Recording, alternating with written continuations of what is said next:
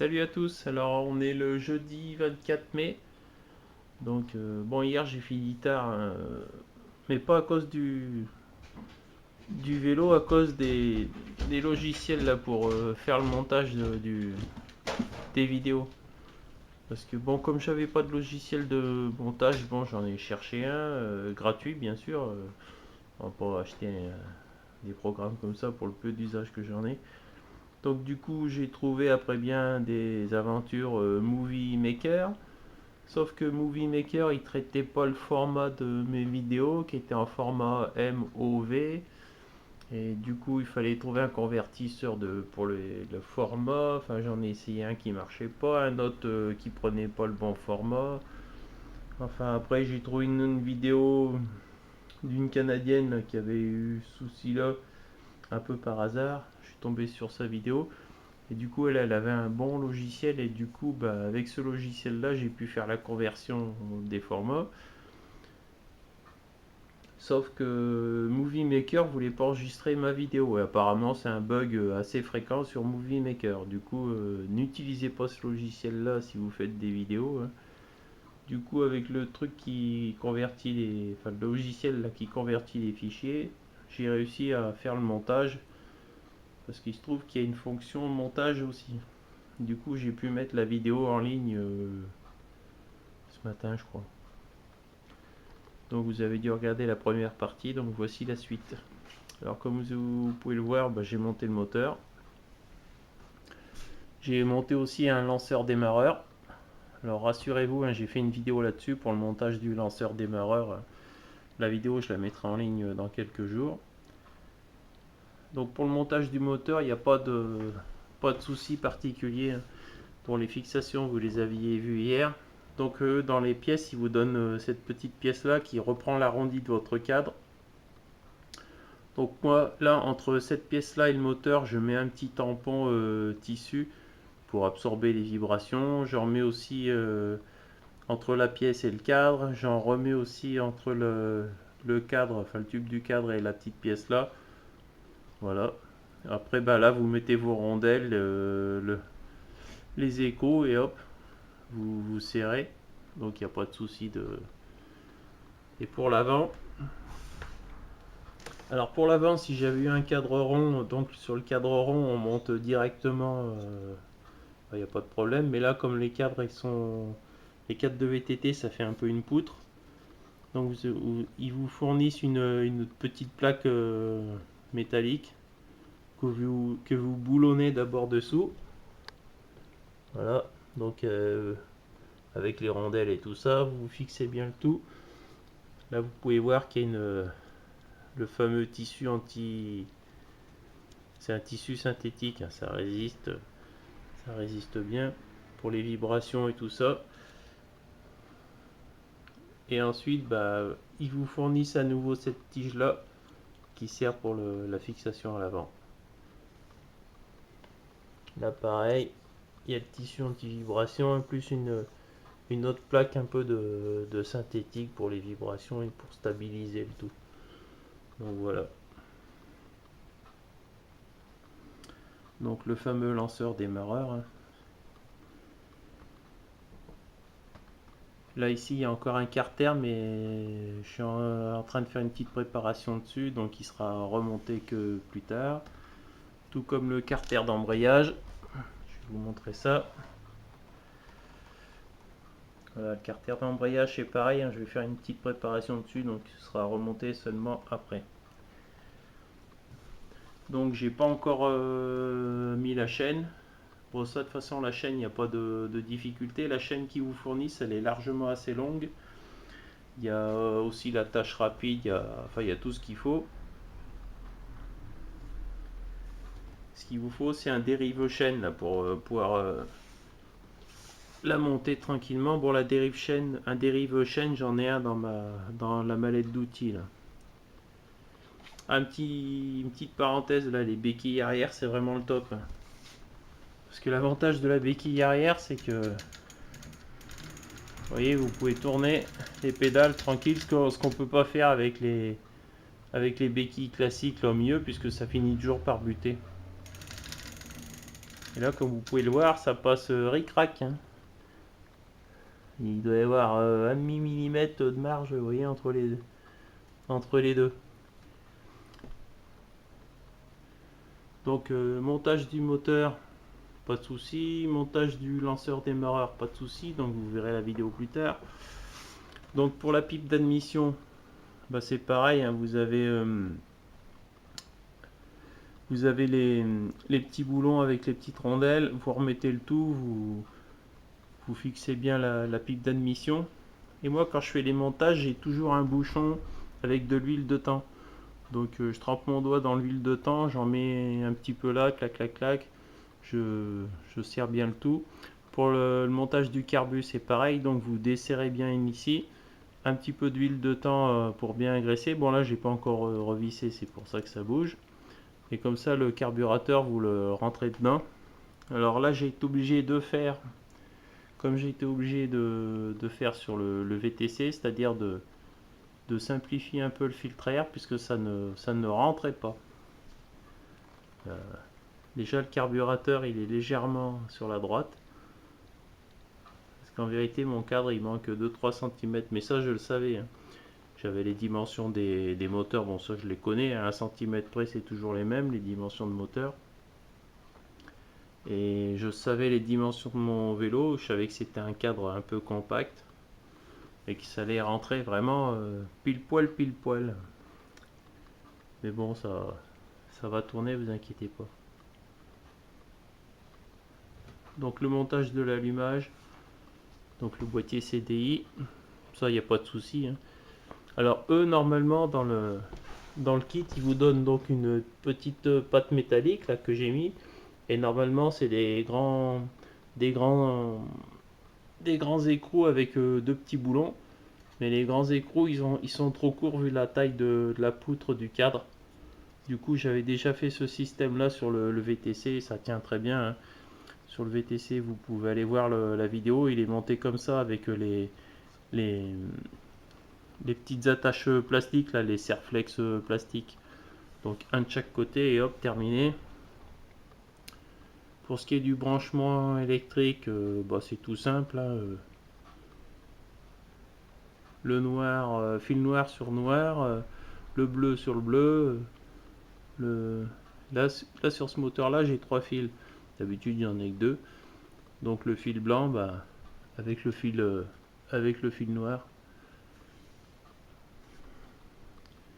Donc j'ai fixé la bougie. Donc pareil, la bougie, hein, je trempe mon doigt dans l'huile de thym, j'en mets un peu d'huile de thym. Serrage à la main, juste à la clé, mais la clé, serrage à la main, on ne serre pas comme un fou avec un outil, hein. On, en, on enfonce bien l'antiparasite. On n'oublie pas de dévisser la petite vis qu'il y a toujours sur la tête de la bougie qui sert à rien pour cet antiparasite là. Ensuite le trop plein de câbles. Vous voyez, j'ai attaché avec un petit pareil avec un petit machin plastique là, histoire que les câbles ils se baladent pas et qu'ils aillent s'accrocher sur le cylindre trop chaud ou l'échappement. Donc l'échappement, j'ai repris le principe que j'avais fait sur le Fixie, c'est-à-dire l'échappement je le monte en sens inverse. Donc plutôt qu'il descende en bas et risquer de toucher avec les pédales, etc. Bon, je dois dire que j'ai pas fait l'essai dans le sens normal, faudra peut-être que je le fasse. Je le ferai peut-être à l'occasion. Mais pour pas m'embêter, finalement, l'échappement, je le mets à l'envers. Ça ne gêne pas du tout. Je trouve qu'esthétiquement, c'est même sympa. Et comme ça, j'ai pas de problème au niveau des pédales, ça passe très bien. Au niveau garde au sol, vu que c'est quand même un VTT pour aller dans les chemins de terre, même si je ne vais pas faire du cross avec, au moins c'est pas mal aussi. Là ça gêne pas. Au pire je mettrai peut-être au pire un petit bout de tuyau pour évacuer les gaz sur le côté. Mais bon, sur le Fixie c'est pas gênant. De toute façon quand vous roulez le déplacement d'air, hein, vous n'êtes pas couché sur le vélo quand vous roulez, donc vous respirez pas les gaz d'échappement direct. La petite déco qui va bien. thunder, le tonnerre. Donc je suis plutôt content de la couleur, hein. Gris et orange, ça va pas mal. Donc là pour l'instant j'ai laissé l'échappement de série, je ferai la mise en route avec et les premiers essais avec, et après je pense que avec ce montage inversé, je pense que je testerai mon échappement maison là que j'avais fait, et qui sur ce VTT là ça devrait être pas mal, mais ce sera pour des tests. Après j'essaierai encore des autres échappements, on verra ça. Donc là il n'y a rien de particulier, enfin il n'y a pas de soucis, c'est pour ça que j'ai pas fait de fin de vidéo pendant le montage, hein. Mettre ça avec les colliers ça prend 5 minutes, attacher tous les câbles pareil 5 minutes, installer la bougie 30 secondes, ça se fait en 5 bonnes minutes. L'histoire du carburateur, on va dire 10 minutes, parce que comme il a fallu démonter le filtre. Alors j'ai posé déjà le câble d'embrayage, mais comme j'ai pas le carter, j'ai pas pu finir le montage, mais bon c'est juste préinstallé on va dire. Je vais vous montrer que donc vous voyez le carburateur il est légèrement sur la droite, mais bon c'est pas gênant, hein. Donc le câble d'embrayage, le câble du carburateur il va venir là.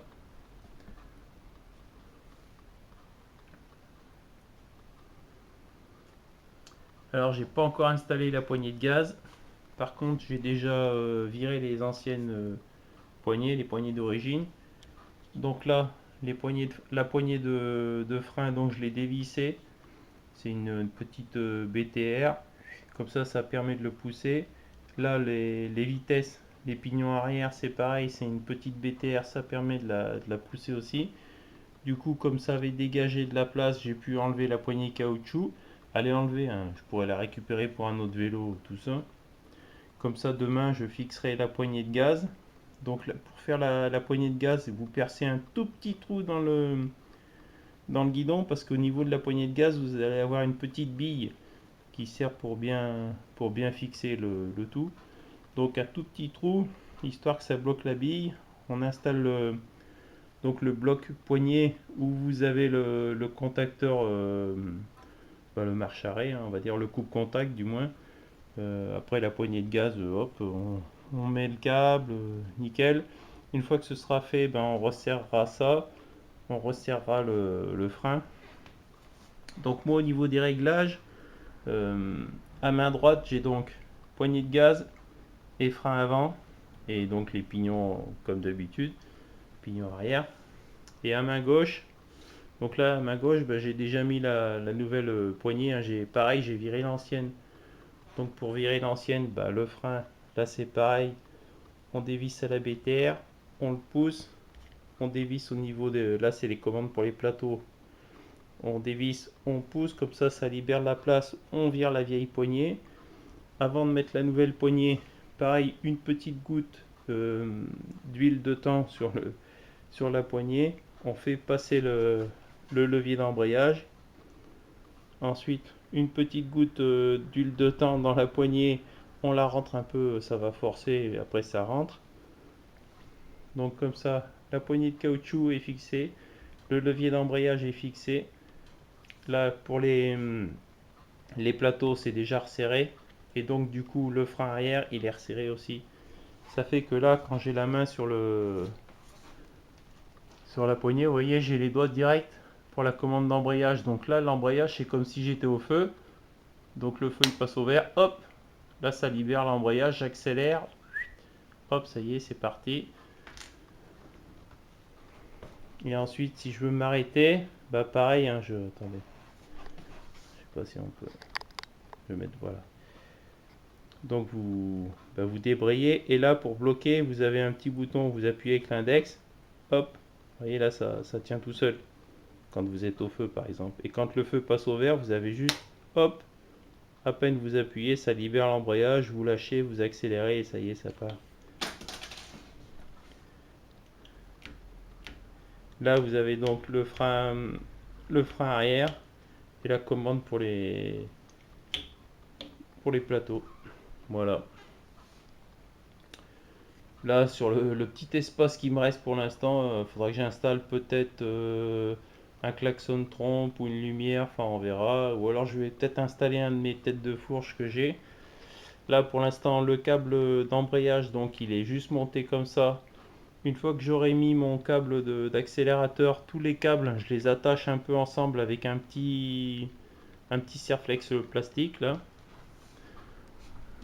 Alors, bon là mon ressort c'est le ressort d'embrayage. Vu qu'il n'y a rien qui est fixé, il se balade, c'est normal. Donc là, quand le carter il sera prêt, je pense demain, je le remonte, ce qui me permettra de fixer mon câble d'embrayage. Ça, je pense que je vous ferai la vidéo en même temps. L'autre côté, le carter d'embrayage, il sera remis aussi. Là, c'est carter transmission. Carter transmission et de l'autre côté, carter d'embrayage. Voilà.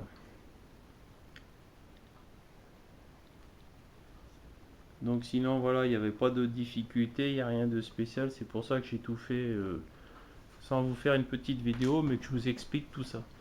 Donc je pense que le vélo il sera fini dans une ou deux vidéos, tout sera fini. Là pour ce qui est du réservoir, il va être mis ici, je pense que pareil je vais le mettre dans le sens inverse, donc vous avez vu la forme qu'ils ont, ils sont un peu on va dire en goutte d'eau. Donc la grosse partie, je pense que je vais la mettre de ce côté avec le bouchon. Et du coup la partie plus fine ici. Du coup mon robinet, il va à peu près sortir à ce niveau-là et côté gauche.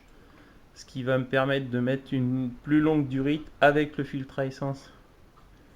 Parce que si j'avais mis le réservoir dans le sens normal, on va dire, je trouvais que déjà ça me gênait un peu entre guillemets. Et surtout le robinet, il sortait carrément à côté du carburateur. J'allais avoir un tout petit bout de durite, pas vraiment la place pour mettre le filtre à essence. Et en plus, je trouvais que ça faisait peut-être un peu trop près au niveau de l'avant. Du coup, c'est pour ça que je le mets en sens inverse carrément. Mais ça, je le savais hein, qu'il fallait faire des petites adaptations sur ce vélo parce que vu qu'il avait une dimension plus compacte. Mais finalement, je trouve que c'est pas mal parce que ça va lui donner du style et un petit look particulier. Donc voilà. Voilà la petite vidéo du jour avec les explications pour le montage. Donc voilà. C'était l'étape 2. Allez, rendez-vous peut-être demain si j'ai le temps pour l'étape numéro 3. Hein. Parce qu'après là ce week-end, je sais pas si je suis là ce week-end, donc je sais pas si le vélo sera fini ce week-end. Au pire, il sera fini entre lundi ou mardi prochain. Voilà. Donc je pense que si tout va bien, la semaine prochaine, s'il fait beau, bah, je fais les premiers démarrages et les premiers essais. Voilà. Allez, salut tout le monde et à bientôt. Ciao.